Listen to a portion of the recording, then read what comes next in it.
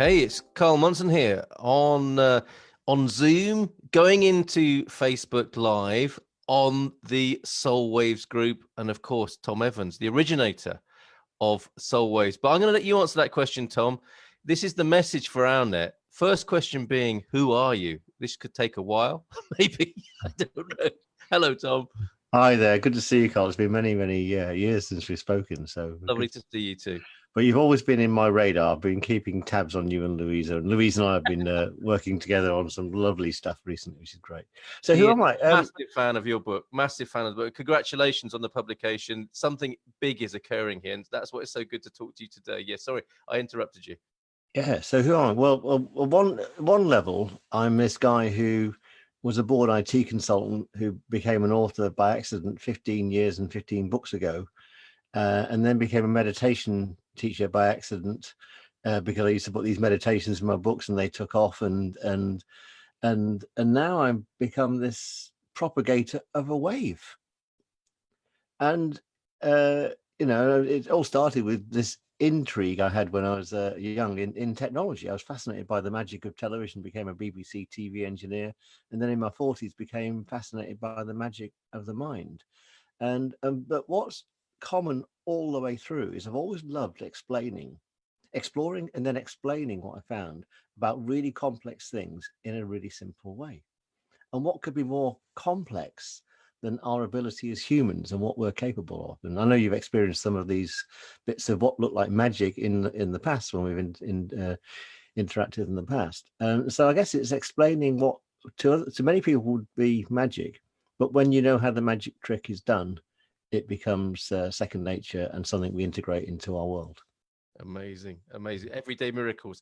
So who it is about condensing, distilling, alchemizing, all of these wonderful words, what is very complicated, the esoteric, as you've said before, and you make it exoteric. Mm-hmm. Who is hearing this? Who's your audience? Who is this message aimed at?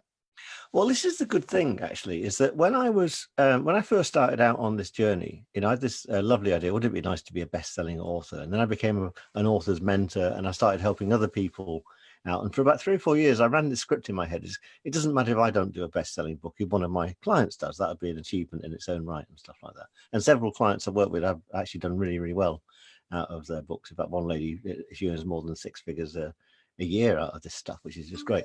And then, but what I discovered was that the audience I thought I had wasn't the real audience.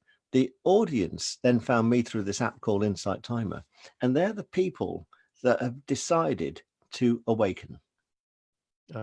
That's the audience. So if you like, there's like almost like three classes of people on the earth. Sorry, they've got Facebook in the background because they're all. That's the world we're living in. So so it's the sort of people that have said, you know what, there must be something more out there than I know, and they find meditation because they might be a bit stressed or for whatever reason, and then they discover, like me, there's a flip side to meditation when you go to the other side. So meditation is not just about sort of sitting cross-legged in a cave and avoiding society. It's a way of actually transcending to awaken these super sensibilities, as Rudolf Steiner would put it. And then you become capable of amazing feats. And to me, this is what we've been put down on the earth for, or come down to the earth to discover. What is it possible for a 9-dimensional being to achieve in a 3-dimensional form with a forward arrow of time? There's a question. Okay, that's nailed it. That's absolutely fine. So we've got who you are, the propagator of a wave. Yeah. And the audience are those 9th-dimensional awakenees, if I can describe them as that. Yeah. And then the message, I mean, this is all just like the perfect storm, the context, the conditions, the conversation for soul waves, right? Yeah. Is that the message? Is it bound up in the book? Yeah, and what I did in the book, so because I've written mainly non-fiction books, I've kept them pretty linear and within the bounds of what might be theoretically possible or is possible with a non-fiction book. So I've not gone too wild in the non-fiction books. With a fictional book, there are no limits. So I've shoved all the weird stuff that's happened to me that hasn't appeared, it hasn't made it into a non-fiction book, into the fictional book, and then I've made up loads of other stuff as well, and then put it all into one big potpourri which is a future history. So it starts in 2059 and runs on to a few thousand years into the future. Incredible, incredible. Okay. And I think, we can see, can't we, from the growth of the community on Facebook in just a few days, it seems like to me. We've got Anne saying hello from Scotland, Jackie, no doubt, saying the same from Scotland, Claire saying you're a great mentor too as well, Tom. But this community, I think people are really getting what you're talking about. As far as the message goes to the outside world, what would that message be? Because it's, you are the propagator of a wave, and you are talking to the awakened. But to somebody who's not, it doesn't necessarily speak that language, what would this kind of the everyday message on the street be around soul waves? Well, when you put a word like soul into a book title, pretty much straight away you attract the people that like the word soul, and you can alienate or put off the people that don't. So, for example, ages ago, I wrote 2 books about the tarot and didn't mention the word tarot in the books at all, because I was trying to get the magic of the tarot out to a new audience. With this book, I've decided I'm just going to put it all in there, warts and all, if you know what I mean.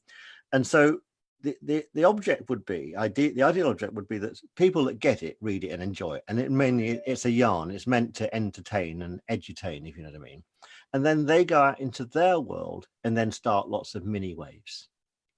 Okay. And it's like, just be the change that you're meant to be in the world and stuff like that. And it only has to be one nugget out of soul waves. And lots of people are reading it and saying, actually, that's happened to me. And that the little incidents have happened to lots and lots of people, because it is this composite sort of experience that we have as humans.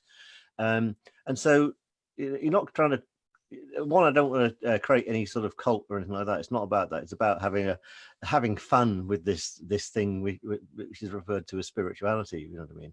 And also having fun on the road to enlightenment. Spreading the message that it doesn't have to be a difficult journey unless you choose to make it difficult. So long as somebody reads it, takes something from it, and then acts on that, and then it goes into their world, then the message will spread. And it doesn't need every single person on the planet to read soul waves for everyone to benefit from a soul wave.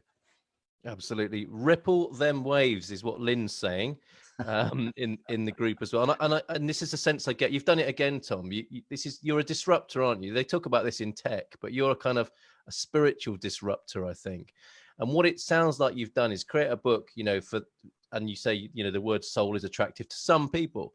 So they'll see this as a book, and it's a work of fiction. So it can be read, in a very, this is my experience of watching Louisa reading it. My wife Louisa is like, she couldn't put it down. She's engaged and drawn into the book, as a work of entertainment, but also a work of education.